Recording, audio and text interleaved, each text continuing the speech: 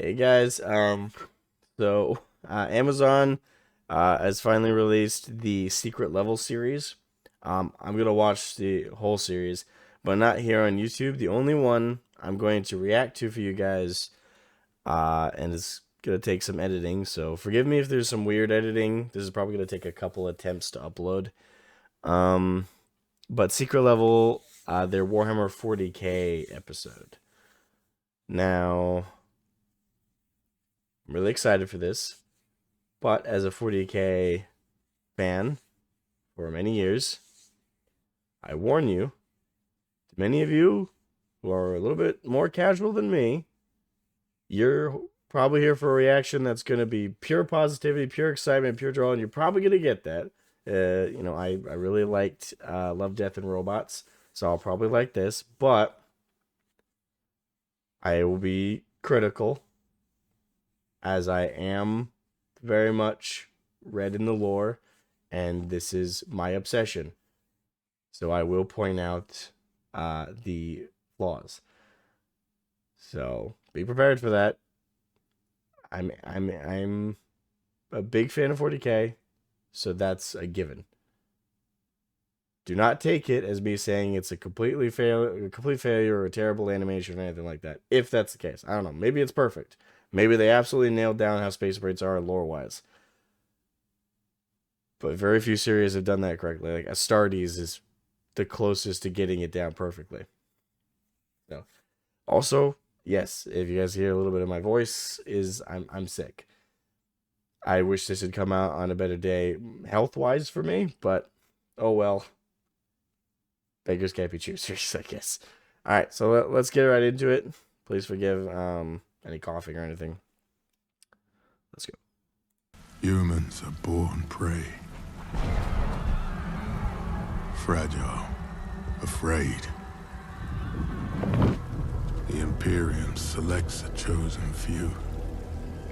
Children we break over decades of conditioning, purging them of weakness, carving out their fear. Those that survive are reborn with the strength to level cities, to conquer worlds. But power must be controlled. Fear forged into obedience, into faith. Centuries ago, I chose a child filled with pain and rage. A child who had never known fear. What could a soul like that be capable of? Alright, so they're already nailing the tone. And they're nailing a bit of lore. That is correct. Titus. Well, I mean, yeah, it makes sense. Secret Level, the whole series is based around the video game specifically. I confirm.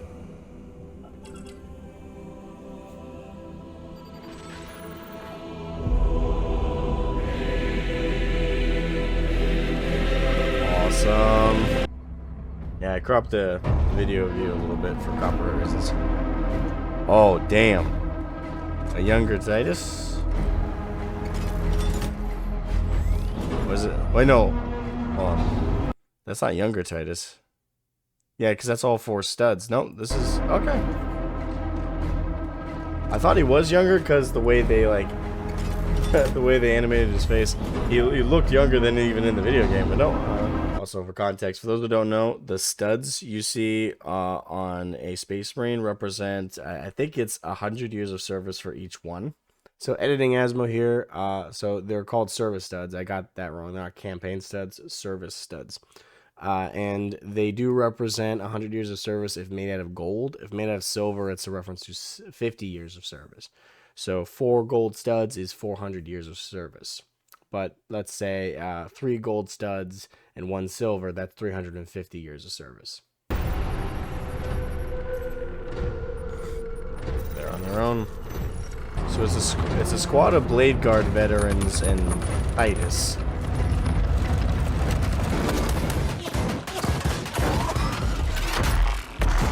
Okay, that was... Alright, so they're already starting off very lore accurate. The Space Marines are not like chattering and joking with each other. That's very accurate.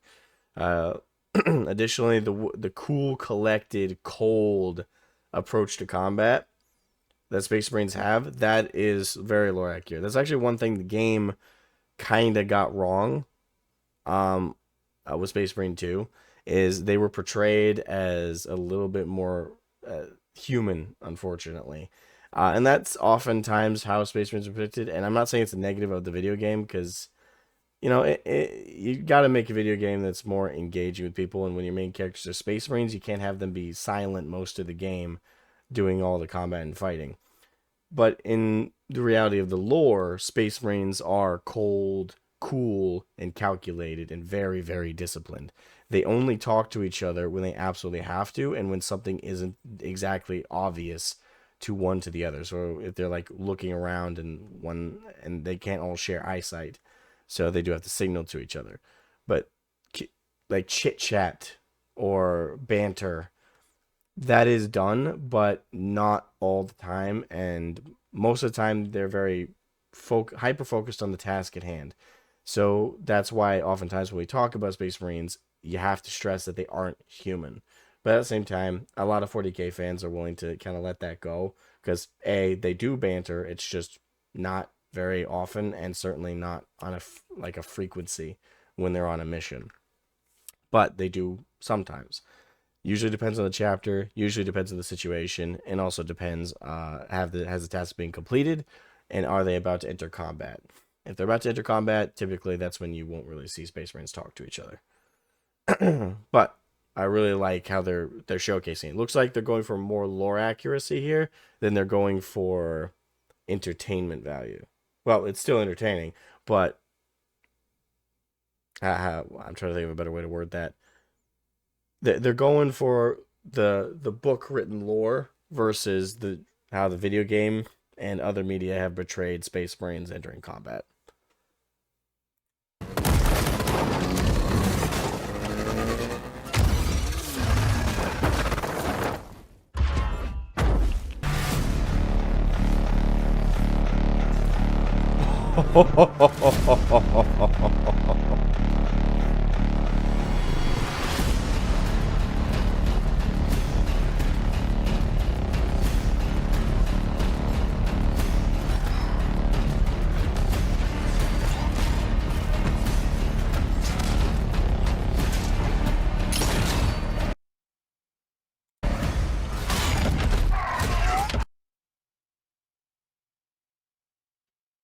Holy fuck! No, they went lore accurate. Like the cold, cool brutality and the absolute finesse of just brutal slaughter. This is Space Marines, lore accurate Space Marines. They're not talking to each other. They're not banting. They're not joking.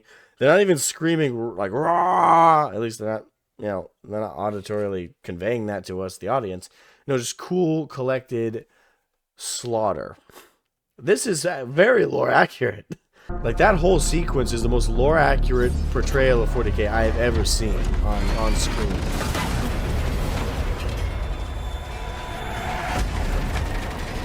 Alright, that's Titus.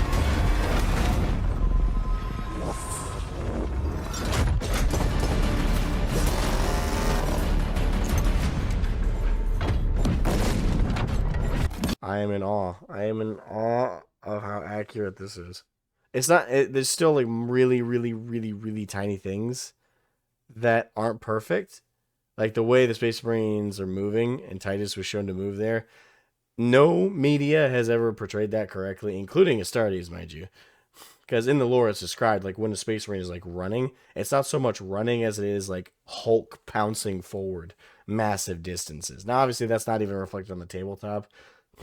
So at this point, like in terms of the sheer amount of media that portray them running a more normal speed, and granted, it's still shown to have great strides, great speed, closing great distances very quickly. But again, the pure lore accuracy front, a Space Marine would close a distance between an enemy and themselves that's like a mile away. They'd close that in seconds because they're leaping forward if they're running. But that being said, it's small potatoes. Like the actual coldness of the fight, the actual visceral element is so lore accurate. I I don't know what to say other than it's perfect.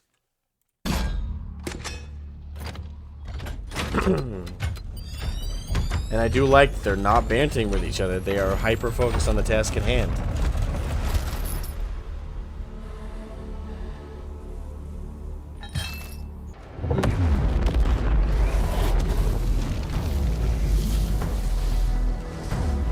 Must have been a plasma charge because it had the blue hue.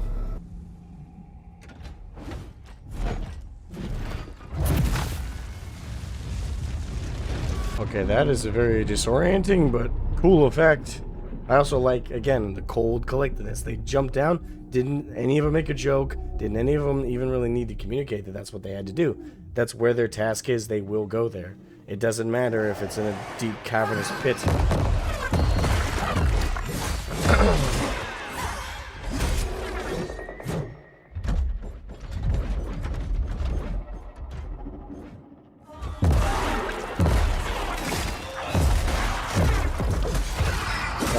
So yeah, Zinch. I'm not sure if it's lore accurate that they have luminescent blood, but I feel like I'd be complaining about small potatoes if I... And then again, like I said, I'm not sure, so...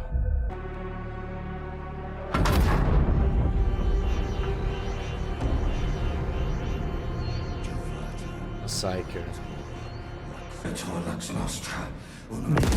feel like they're directly referencing Astartes with this setup here.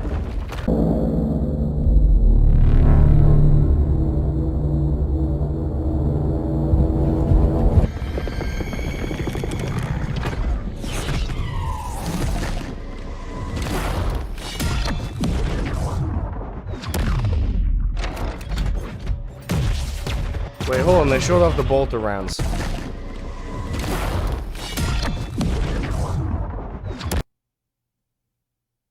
Do they show the diamond tip?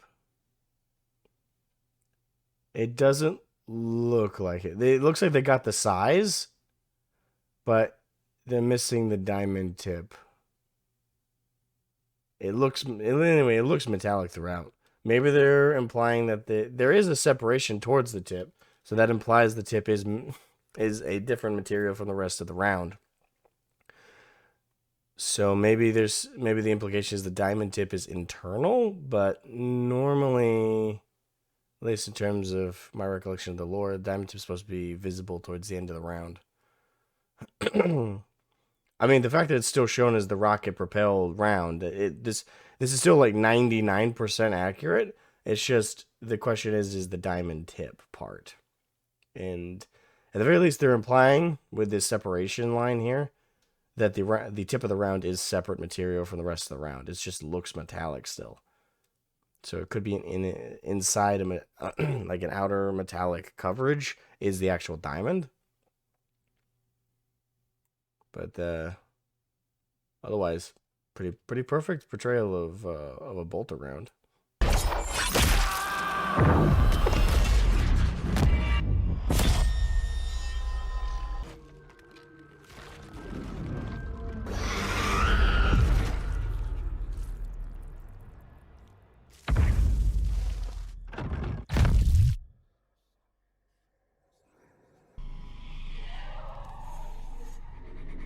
This is so fucking cool.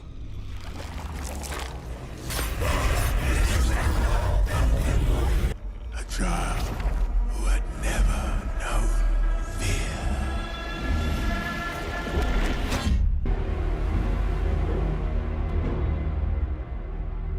So we know Titus has a resistance.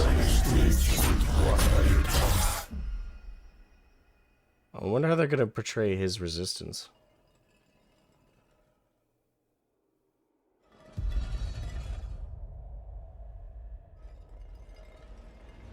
Oh, that's cool.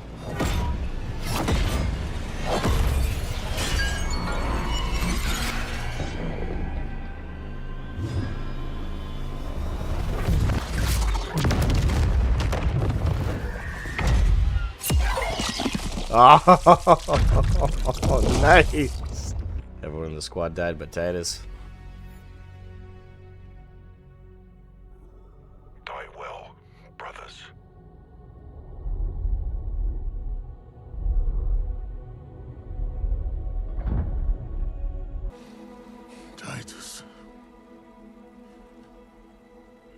duty is done. It's time to go. Not yet, old man.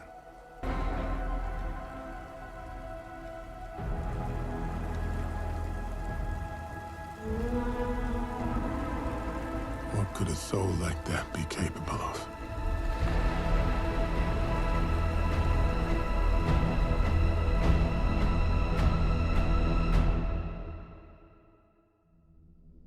Holy fuck.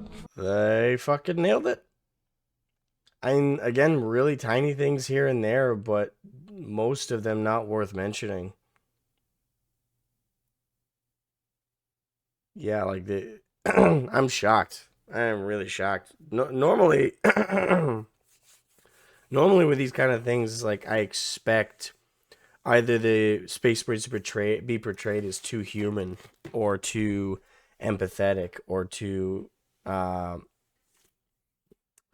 too human, really, is just the way to put it. That is often how Space Marines are portrayed in a lot of media, and that's including the Space Marine video games. Um, Even the Dawn of War video games had like them talking a lot more and bantering a lot more than they would really be doing on any given mission or trial. That is lore wise not accurate. They're very cold. They're very collected. They're very stoned. Stoned. Stony. They've been described as robotic at times. So it's actually very refreshing to see media portray them accurately. And the funny thing is, they didn't even really need to. Uh, they could have portrayed it closer to how Space Marine 2 displays them, and I would have just justified it as okay. Well, Secret Level is based on the video games, not necessarily based on the real lore. This felt like the only part of this that felt like it was based in the video game was Titus was there and his lore was there. And it was actually interesting to see, that a Blade Guard veteran captain, well, I'm not sure captain, but a Blade Guard veteran is the one that recruited him way back when. One thing I'm wondering is the Blade Guard veteran had 4 studs as well. So I'm not sure what that implies with Titus's first campaign, or like where like age wise, how much older was the Space Marine than him at that by the time he recruited him? I'm not sure. I have a lot more questions now about Titus's lore. It's nothing about like inaccuracy or anything like that. I'm just curious, like, because they both have 4 studs, so that's 400 years of service between the two of them. 800 years total between the two of them, but 400 years. So unless the captain is missing one, it means the captain was earlier than 100 years of age by the time he recruited Titus, which is perfectly possible. I mean, he could have been a 20-year-old Space Marine, which, he could have, it would have been harder to recruit at that age, but anywhere between 10, an actual full-fledged Space Marine, so that would have taken numerous years of trials and surgeries and stuff. So let's be conservative and say, at youngest, that Blade Guard veteran, probably at the time wasn't a Blade Guard vet, was he could have been between the ages of 20 or really 18, but 20 and older, all the way up to 90 in his age to be able to recruit Titus. Now, for reference, Space Marines age extraordinarily slowly. And we have 0 cases that I can think of in the lore where a Space Marine died due to old age. Even Sigismund, who lived to be over 1,000 years old, after the Siege of Terra and after the Great Crusade, even he wasn't described as looking decrepit or anything. He was definitely old. But yeah, he in no way was portrayed as like looking like geriatric or anything after even 1,000 years. So it's really hard to gauge a Space Marine's age a lot of the time anyway. I don't know. These are little tidbits I'm just trying to kind of think about. Overall, there's no negatives I have about this. Like, I love this. The story is short. I want more. I would love a whole series animated like this and portrayed like this. The best sequence in this whole thing is when the Space Marines drop on world and they fight the heretics, the Chaos cultists. The coldness and the brutality of this battle, I don't think I've ever seen a more lore accurate thing in my life in regards to 40k. Like, the heretics charge them with reckless abandon. Space Marines get in the line, they get a few shots off, and as soon as the enemy approaches, they're happy to engage in melee combat.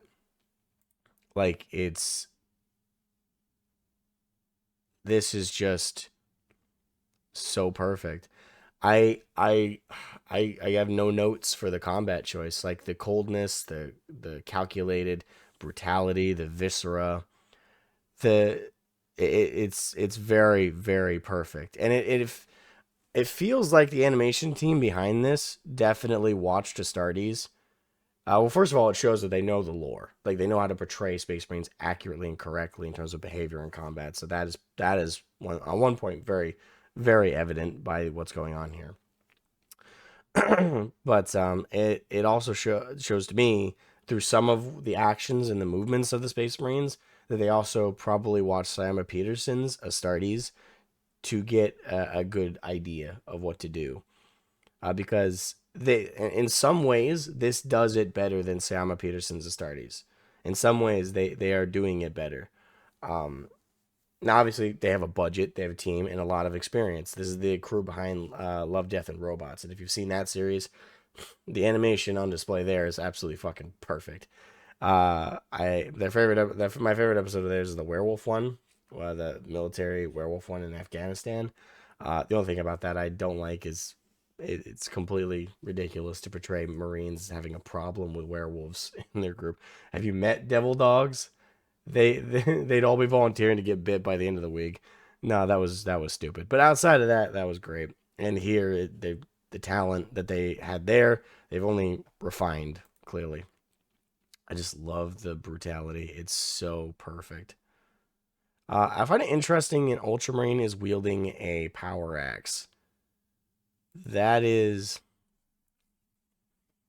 it's not impossible. I mean, Ultramarines typically don't use axes. Normally, they are. That's like a Space Wolf thing. Normally, uh, that's why one of the promo images I saw, I wasn't sure if there was like two chapters working together here, and it was Ultramarines and Space Wolf. I was kind of hoping for that. And if you want a chapter to display that does have banter during battle, well, kind of a mixed bag.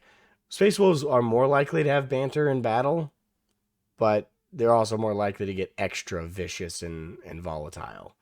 So it's a mixed bag there. If you were to portray them as banterous, you would also have to portray, like, you think this brutality is bad.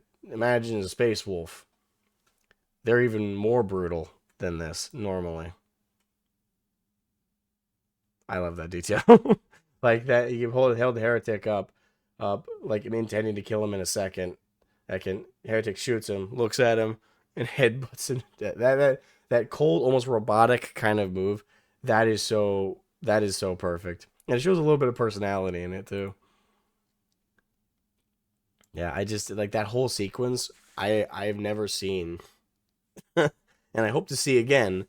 A lore such a lore accurate thing. Like I was expecting closer to Space Marine 2 displays of combat and approach to fighting, where like the brutality was not more reserved, but it's it's not as not clean. Clean's not the right word either. What is the right word for that? Calculated, cool, and visceral. I need three words to describe that.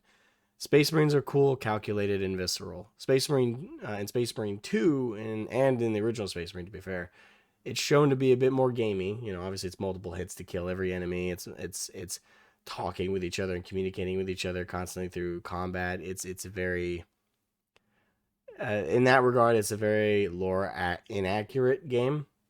The fighting is good, and obviously some things have to be explained by gameplay, like killing Hormagaunts and Termagants, taking numerous hits by a Space Marine.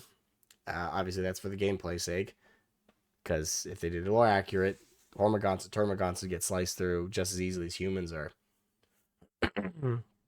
Well, maybe a little bit harder, but for a Space Marine, it's negligible. Whether you'd get like more difficulties with the warriors or with the Thropes or any of the any of the more elite any of the more elite Tyranid units would have been where they resisted damage a lot more. But it's small potatoes, all things considered.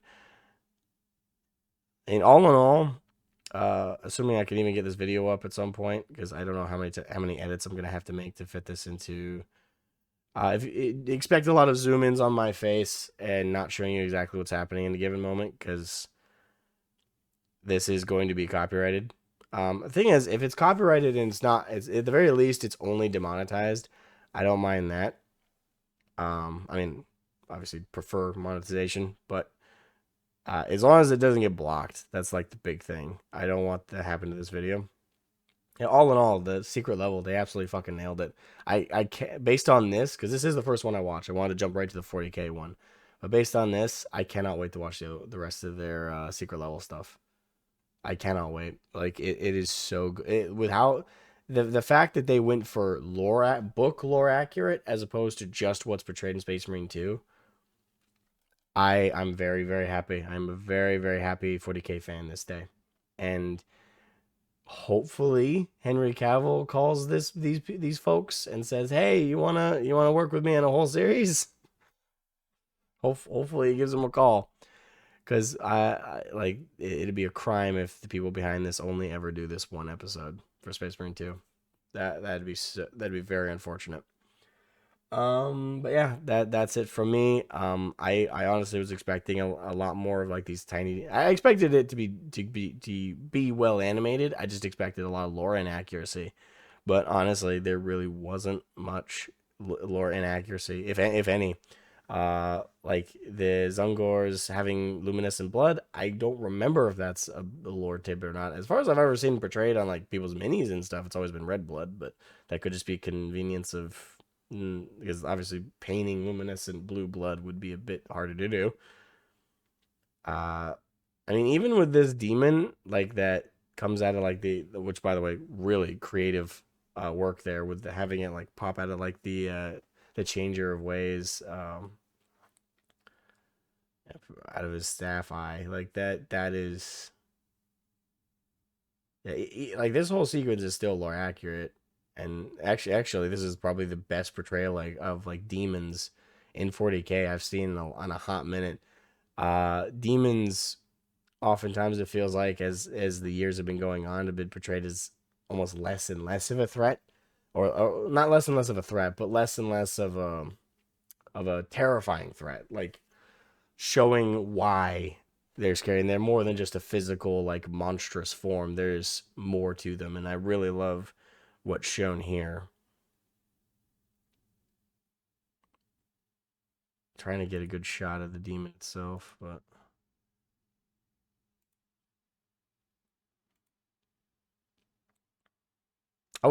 point is the demon's design as well is very unique.